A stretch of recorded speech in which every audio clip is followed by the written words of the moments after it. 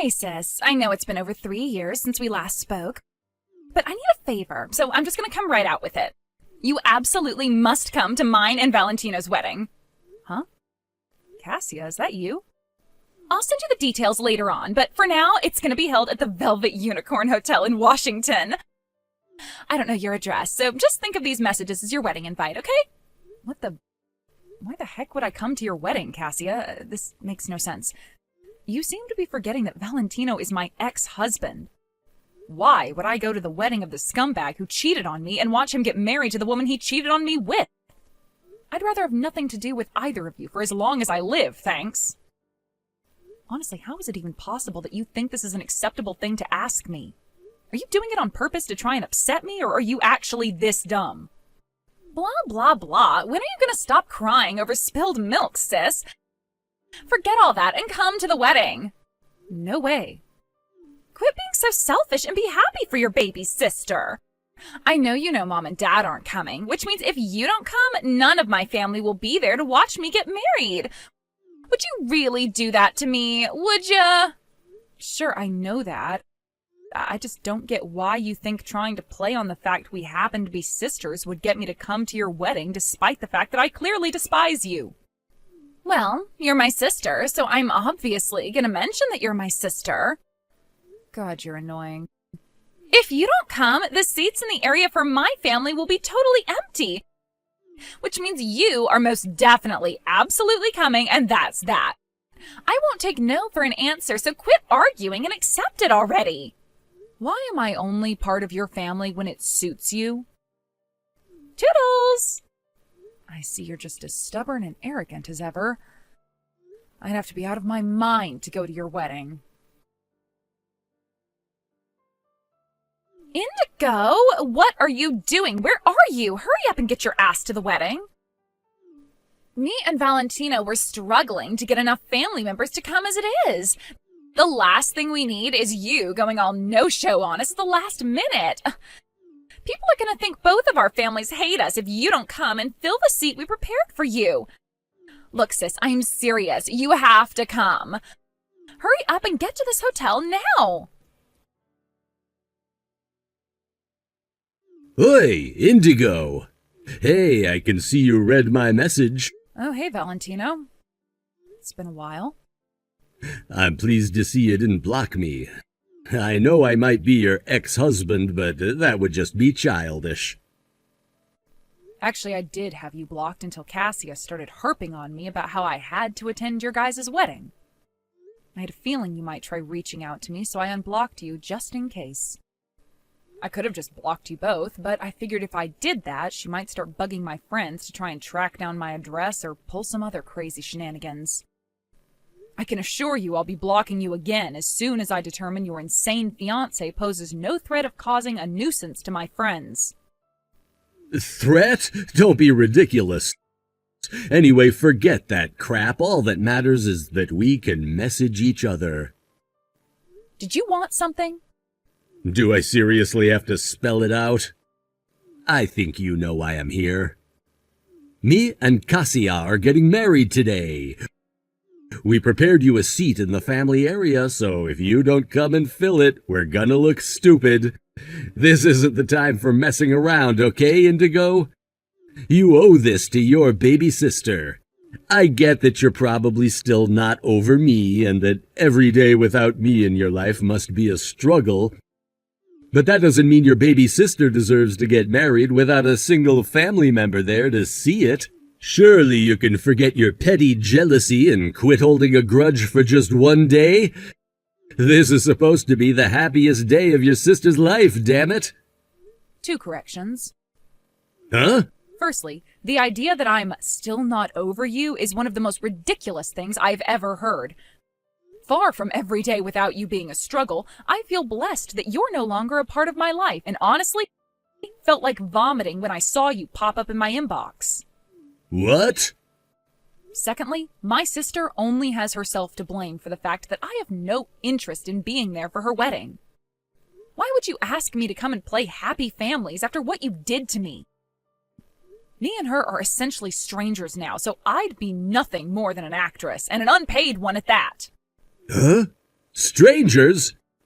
How could you be strangers? You're sisters, for crying out loud. You don't seem to understand what I'm saying, do you? Wait. Didn't she tell you? Quit talking crap and get your ass down to this wedding at once. Indigo, how could you do this to me? You're horrible. All of the family seats at the wedding were empty. I could hear everyone whispering about me, and it's all your fault. Are you really bothering me with this again? Seriously? Who bails out of their beloved baby sister's wedding at the last minute? You're sick in the head. To think you were the only family member I invited, you're horrible. Huh? Baby sister? But I'm an only child. Huh? An only child? What are you talking about? Wow, you genuinely don't know, do you? At first I thought you were just being intentionally obtuse or were too stupid to understand what I was saying. But you really don't know, do you? Did Dad never say anything to you before he died? Are you going to make a point? Unless you're going to explain why you think it was acceptable to bail out of my wedding at the last minute, I'm not interested in listening to your rambling. Well, let me start from the end and save us both a bunch of time. We're not blood related. Huh? What the hell? What are you talking about? That can't be. Wow, they genuinely never told you anything, did they? Dad said he was going to tell you once you turned 20. Good grief. Explain now. Sure thing. Let me start by telling you this. You're Mom and Dad's real daughter, and I was adopted. Adopted? Mom and Dad were having trouble conceiving and were just about ready to give up on having children of their own when they came to the orphanage I lived at. After visiting me for a few weeks, they decided to adopt me. Then, 2 years later, as if by a miracle, Mom got pregnant with you. That's why Mom and Dad always had a tendency to play favorites with you while leaving me to my own devices and doing the bare minimum when it came to looking after me. So between that and the fact they kicked me out 10 years later as soon as I hit 18, I had the adoption scrapped and I officially became parentless. I haven't had a family ever since. Basically, I'm not your sister and I never really have been. You're not my sister? Didn't you think it was strange when I didn't go to Mom and Dad's funeral when they died 5 years ago? Your Mom and Dad, I should say. Like hell, I was going to mourn them when they barely even bothered to raise me. Any relationship I had with you, with any of you, ended the moment I had the adoption scrapped on my 18th birthday. Ever since that day, me and you have been nothing but strangers, and that's how I intend to keep it. You have no idea how great it felt to know I'd never have to face the loneliness and isolation I suffered in that house with you all on the day I left. It was like this huge storm cloud that had been hanging over me evaporated in an instant. Oh my God! Which is why it felt like being punched in the gut when you suddenly showed up again that day 3 years ago declaring you'd stolen my husband before receiving the news Valentino was divorcing me. I spent every waking hour of the whole 4 months we spent going through the divorce proceedings wondering what I'd done to deserve it. My head was a mess, I was barely sleeping, I lost my appetite, and it felt like my entire world had been flip-turned upside down. Then, with the divorce over and done with, I finally pulled myself together again, determined to make the most of my fresh start. Now, 3 years later, at a point when I finally feel truly satisfied and fulfilled in my life, you show up out of the blue demanding I come to your wedding to pretend to be your sister so people don't think your family hates you. I thought Dad would have told you the truth on your 20th birthday, so when you first messaged me, I was like, what the hell? Why would she invite me as family when we're not even related? I came so close to blocking you right then and there, but I know what you're like, and I thought you might try to bug my friends to get through to me. But I didn't know we weren't related by blood. I thought you were my real sister. Yes, it would appear so. I have no idea why Dad didn't tell you like he said he would, and I guess we'll never know now. Unfortunately, that meant I had no choice but to tell you the truth myself. He's still causing me hassle from beyond the grave, huh? It's kind of ironic when you think about it. I can't blame you for not knowing, and I don't hold that part against you, but I hope you understand this means that me and you are done once and for all, Cassia. So, if we're not blood related... Right, your mom and dad were both only children, and none of your aunts and uncles are with us anymore.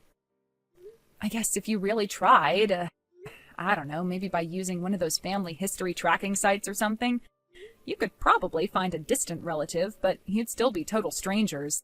And I doubt they'd go out of their way to come to your wedding on such short notice just to fill a frickin' seat. Oh my god, you're right, I have no one! There isn't a soul left in the world I can call family! I have nothing further to say. We are done here. Indigo, no! Goodbye. Indigo, are you there? Where are you? I need to know where you are, like, right now! Huh? Why are you messaging me again? Listen, me and Valentino got a divorce! Jesus, seriously? But it's barely been a week since you got married. I know that, but he... All that jerk was after my mom and dad's inheritance money all along! What? I don't know why, but he was convinced I inherited a bunch of money when they died 5 years back. It's like he had this wild idea stuck in his head, and no matter how many times I tried to set the record straight, he just wouldn't let it go. It got so ridiculous, I thought he was joking. But why would he think that? They were never particularly well off. I mean, they weren't poor either, but we hardly lived in the kind of house that wealthy people live in, and there were certainly no Ferraris in the driveway. Right, they did say they had a little more financial freedom after they kicked you out, but still, we were just an average middle-income household. It's not like they suddenly got rich after you left or anything. Nothing changed. And yet that asshole was dead set on them being secret millionaires or something. Actually, there was some inheritance, but it wasn't much. Really? I see. But no matter how many times I told him, he wouldn't believe me. He was convinced I'd inherited a bunch of money. The day after we got married, he said he was buying a new house and a Lamborghini and demanded I give him the money. Can you believe it? I mean, talk about jumping the gun. It was like he had this whole extravagant plan mapped out in his head before we'd even been married 5 damn minutes. When I asked what the hell he was talking about, he yelled at me. I know how much you inherited from your parents. Quit being such a goddamn tightwad. When I told him I didn't inherit enough to buy the new house and car, he flipped out, and so we got into a huge fight, and well, to cut a long story short, we got a divorce. Wow. Anyway, so that's what happened. Which is why I was thinking of coming over to your place to live with you. Wow, are you kidding? There's no way that's gonna happen. I mean, it's literally impossible. Why? Oh, nothing's impossible if you try, Indigo. We're both totally alone now, right? It's not like we'd be staying together as sisters or anything. Just think of it as a room share type arrangement. Go on, sis. You know how convenient it would be. We could even start splitting the bills once I start making some money. That's not why it's impossible. It's impossible because I'm not in America anymore. Huh? I came to Malaysia on a work transfer. Initially, it was only supposed to be a 5-year stay. But I met a guy here.